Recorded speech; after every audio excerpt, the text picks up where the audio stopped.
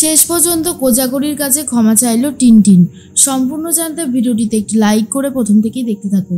গল্পের শুরুতেই দেখা যায় ফকির বলে যেই ছেলেটাকে ঠিক করেছিল টিটো কোজাগরির ব্যবসাকে নষ্ট করার জন্য, সেই ছেলেটাকে হাতে নাতে ধরে টিটোর কাছে নিয়ে এসেছে কোজাগরি। এরপর সমস্ত সত্যিটা সামনে চলে আসে। আর তখনই ঠাম্মি বলে, টিটো কোনো ভুল কিছু করেনি বৌমা। টিটো চেয়েছে তুমি সংসারটা করো মন দিয়ে, যেমনটা আগে করতে। কোজাগরি তখন বলে, কেন মা, কেন? সবসময় একটা মেয়েকেই কেন সাফার করতে হবে? সেই মেয়েটার কি ইচ্ছে করে না নিজের পরিচয় বানাতে?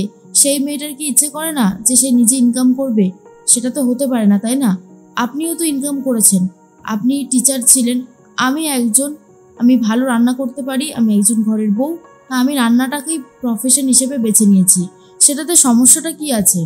কাকা দাদু বলে, বুঝতে পারছিস না, সমস্যা আছে তো। ওদের সংসারের দেখভাল তো আর তুই করতে পারছিস না। তুই যেভাবে আগে সময় দিতিস সেটা তো দিতে পারছিস না, তাই তোর উপরে এত রাগ। এবারে বুঝতে পারলি? কোজাগরি তখন বলে, হ্যাঁ, বুঝতে তো অনেকদিন আগেই পেরেছি কাকু, তবে যেরকমটা এরা চাইছে তেমনটা তো আর সবসময় চলবে না, তাই না?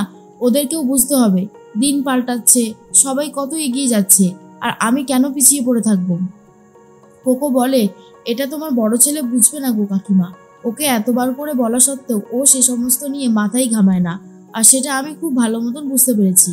এর মধ্যেই তখনই টিটো বারবার করে বলে, দেখো মা, আমি চাই তুমি ঘরে থাকো, আমরা তো কাজ করছি, আমি করছি, টিনটিন করছে, বাবা করছে, তাহলে তুমি কেন এই সমস্ত করতে যাচ্ছ? কোজাগরি বলে, ওই যে বললাম, নিজের প্রয়োজনটা নিজেকে মেটাতে হবে, আর তার জন্য রোজগার করতে হবে, বুঝতে পেরেছিস?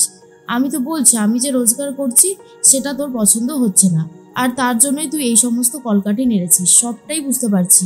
তবে ভাবিস না, মাথার উপরে যদি ভগবান থেকে থাকে তাহলে তুই তোর পাপের শাস্তি পাবি।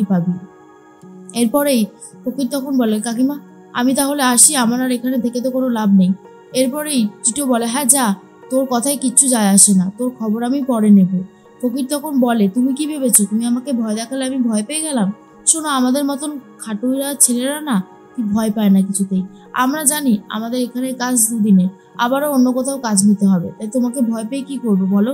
এরপরেই কোজাগরি বলে, সাবাস, এরকমটাই তো চেয়েছিলাম, নে টিটো, হলো তো? শোন, তোর উপরেও কেউ না কেউ আছে, বুঝেছিস? তুই নিজেই যে সর্বশ্রেষ্ঠ সেটা অন্তত প্রমাণ করতে আসিস না, তার ফল কিন্তু খুব একটা ভালো হবে না। এর মধ্যেই মনে মনে একটা কথা বারবার করেই ভাবতে থাকে কোজাগরি, যে তার ছেলেরা ঠিক কেমন তৈরি হয়েছে, তারা কি আদৌ মানুষ তৈরি হয়েছে? এরপরেই কাকা দাদু বলে, সবটাই তোর কপাল, বুঝলি রে কোজাগরি, না হলে এত সুন্দর পরিবার পেয়েও সবকিছু হারাতে হয়। এর মধ্যেই টিটো তখন বলে, দেখো, আমাদের পরিবারের বিষয়ে তুমি কথা বলো না। তুমি কে বলো তো যে আমাদের পরিবারের বিষয়ে তুমি কথা বলছো? আর তখনই কোজাগরি বলে, আমার কাকুকে তুই অপমান করিস না, কারণ আমার কাকু তোর থেকে অনেক বড়, বুঝেছিস তো? আর একটা কথা মনে রাখিস, এই কাকা দাদুই কিন্তু তোদের একদিন আবদার পূরণ করেছিল। টিটো বলে, আমরা কি চেয়েছিলাম কিছু? দাদু তখন বলে, তোরা চাইবি কেন? তোরা তো আমার নাতি নাতনি, আর আমার সামর্থ্য যেটুকু ছিল সেই বুঝেই তোদেরকে দিয়েছিলাম। যাক, সে সমস্ত অন্য কথা, কিন্তু তোরা যে এইরকম হবি সেটা তো কল্পনাও করা যায়নি। এরপরেই মনে মনে একটা কথা খুব ভাবতে থাকে টিটো, যে তার মায়ের ব্যবসাটা নষ্ট করতে চেয়েছিল, পারলই না। এর মধ্যেই টিনটিন বলে, সমস্ত কথা থাক না বাবা, আসল কথাটা বলো। এরপর উদ্দালক বসু বলে, দেখো কোজাগরি, এ সমস্ত ছাড়ো, সংসার জগতে ফিরে এসো। বড় ছেলের বিয়ে করেছে, দায়িত্বটা যখন তুমি নিয়েছিলে সেরকমটা তুমি এবারে টিনটিনের বেলায় নাও, বুঝতে পেরেছো? টিনটিনেরও তো উচিত এখন সংসার করা, তুমি ওর বিয়েটা ভালো ভালো দিয়ে দাও। কোজাগরি বলে, কেন?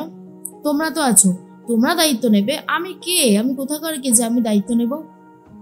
তখনই ঠাম্মি বলে, এমনটা বললে কি হয় বৌমা? এই জন্যই তো আমার তোমার উপরে এত রাগ।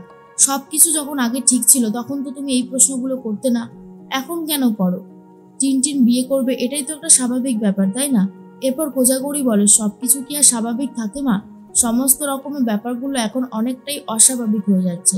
সব থেকে বড় কথা, আমাকে তো আপনারা মানুষ বলেই মানছেন না, যারা তাই বলে অপমান করছেন, তারপরেও চাইছেন আমি এসবের মধ্যে থাকি।